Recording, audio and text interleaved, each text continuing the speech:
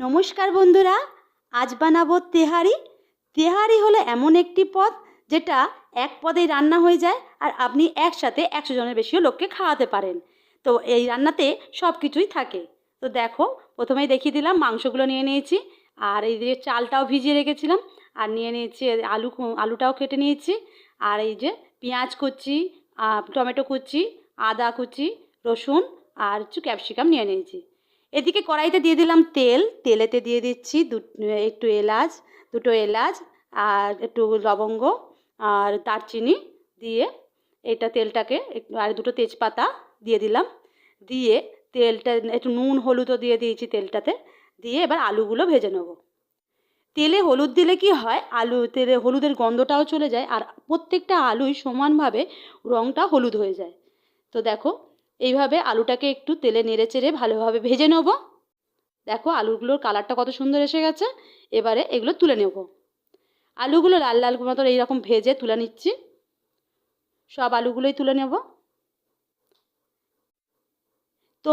তোমরা একবার তেহারি বানিয়ে খেয়ে দেখো, খুব সুন্দর আর খুব সহজ পদ্ধতিতে রান্নাটা আমি দেখাচ্ছি। ভিডিওটা প্রথম থেকে শেষ পর্যন্ত অবশ্যই দেখো। তো শ্রুতিদের চ্যানেলে সকলকে স্বাগত জানিয়ে আমি আমার রেসিপিটা শুরু করছি। তো প্রথমেই দেখো, আলুগুলো ভেজে নেওয়ার পরই দিয়ে দিলাম চিকেনগুলো ভালোভাবে তেলে ভেজে নেব। সবই ভেজে তুলে নেব। এই দেখো, এভাবে চিকেনগুলো সব দিয়ে দিচ্ছি। এইভাবে নেড়ে চেড়ে চিকেনগুলো তেলেতে ভেজে নেব। ওই সামান্য নুন দিয়ে আমি এইভাবে তেলে নেড়ে চেড়ে ভালোভাবে মাংসগুলো ভেজে তুলে নেব। খুবই সহজ রেসিপিটা, একবার দেখলে খুবই বানাতে ইচ্ছা করবে তোমাদের। তো দেখে নাও, মাংসগুলো এরকম ভাজা হয়ে গেছে, এগুলো ভেজে তুলে নিচ্ছি। দেখো এইভাবে মাংসগুলো হালকা করে ভেজে তুলে নেব। আলুটা ভাজা হয়ে গেছে, মাংসটাও ভাজা হয়ে গেল। আর ভাত অনেকটা খুব তাড়াতাড়ি হয়ে যাবে। দেখে নাও পুরো রেসিপিটা। দেখো, তোমরা যদি অনেকভাবেই বানিয়েছো, তো এইভাবে অবশ্যই একবার ট্রাই করো। খুব সহজ রেসিপি আর খেতে পুরো বিরিয়ানির মতনই লাগে, এক পদেই রান্না হয়ে যাবে। তো অবশ্যই ভিডিওটা শেষ পর্যন্ত দেখো। দেখো, তেলেতে ভালোভাবে পেঁয়াজগুলো ভেজে নিচ্ছি। এইভাবে তেলেতে পেঁয়াজ কুচিগুলো প্রথমে ভেজে নেব। পেঁয়াজের রস মরা পর্যন্ত, মানে একটু লালচে লালচে না হওয়া পর্যন্ত নাড়তে থাকবো। এইবারে দিয়ে দিলাম রসুন বাটা।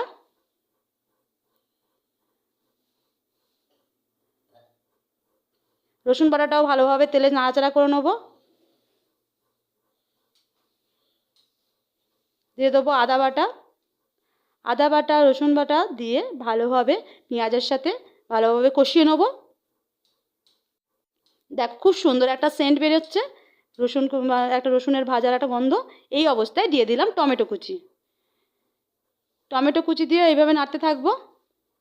এইভাবে নাড়তে নাড়তে টমেটোর মধ্যে যে একটা জল থাকে না, সেটা ছেড়ে যাবে আর সবজিটা পেঁয়াজগুলো আর পুড়বে না।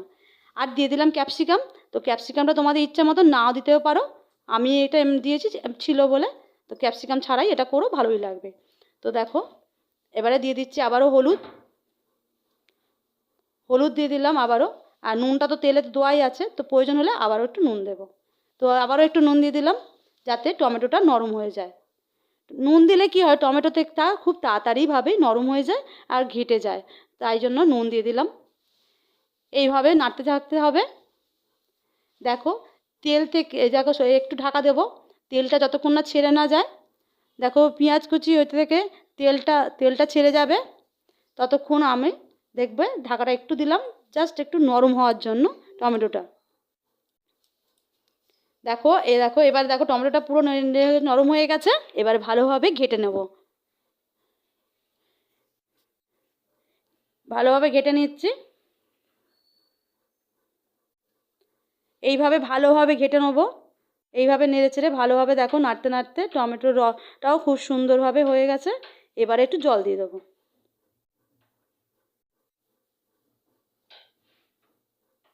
জলটা ভালোভাবে ফোটাতে দেবো।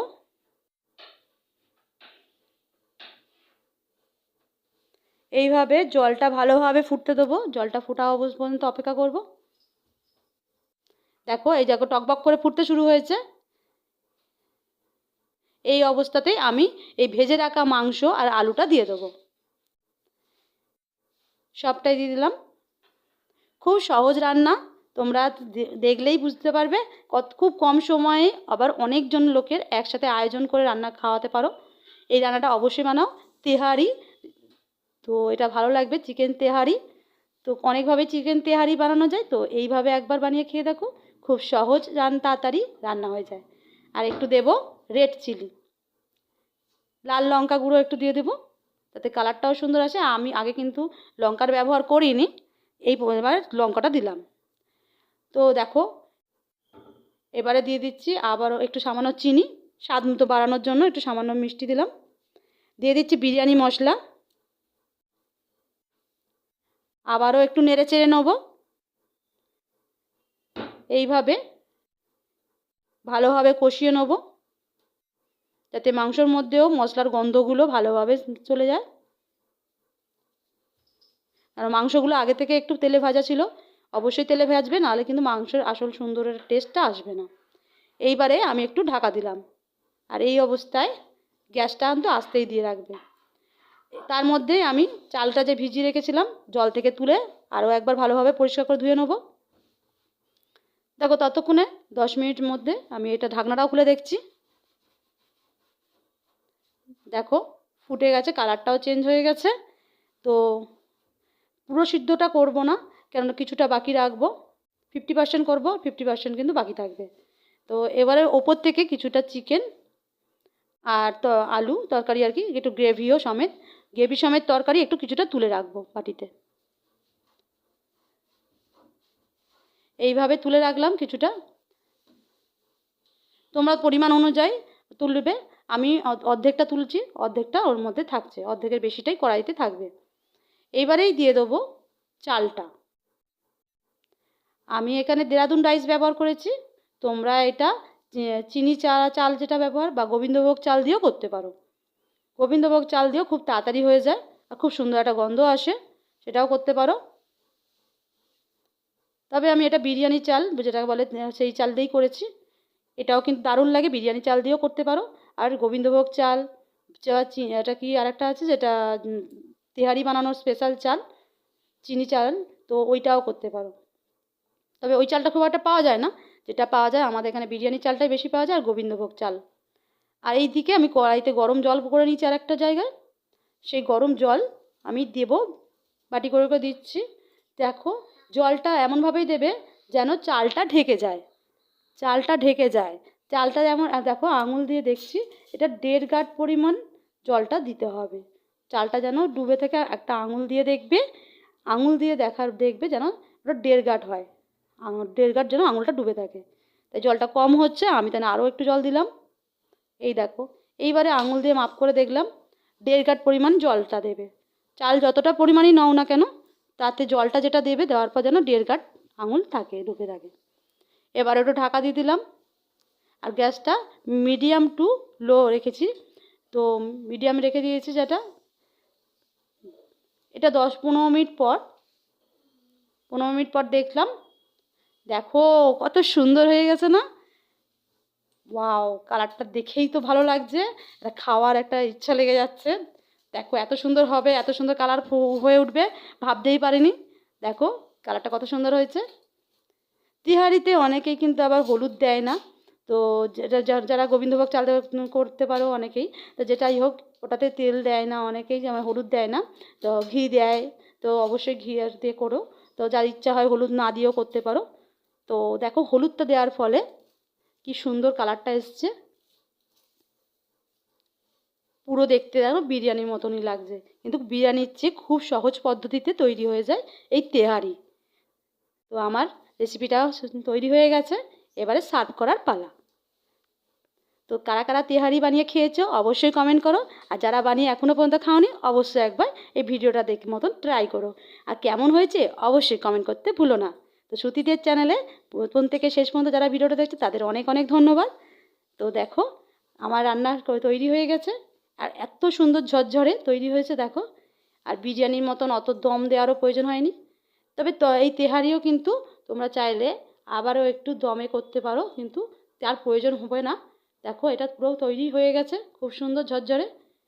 এই অবস্থায় কিন্তু তোমরা যখন যদি জল থেকে যায় না, তখন আবারও একটু স্টিমে বসিয়ে নিও, কিন্তু আমার এটা একবারেই হয়ে গেছে। খুব সুন্দর ঝরঝরে হয়ে গেছে, দেখো পোলাওয়ের মতনই ঝরঝর করছে।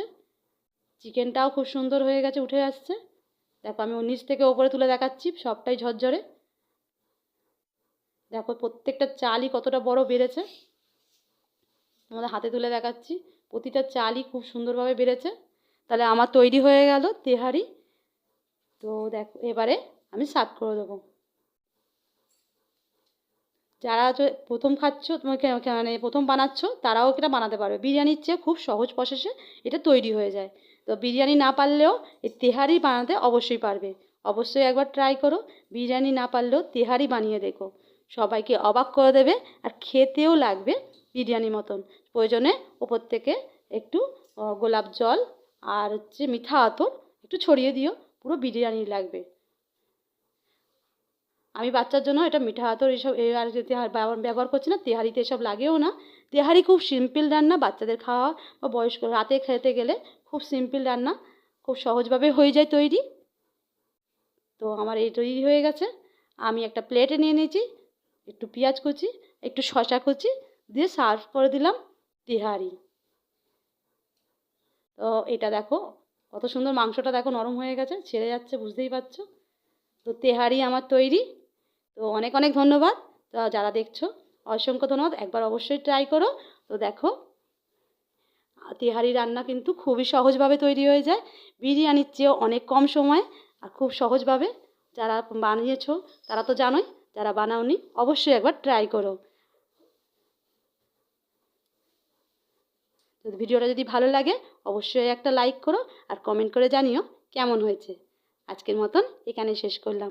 সবাই খুব ভালো থাকবে। অনেক অনেক ধন্যবাদ ভিডিওটা দেখার জন্য।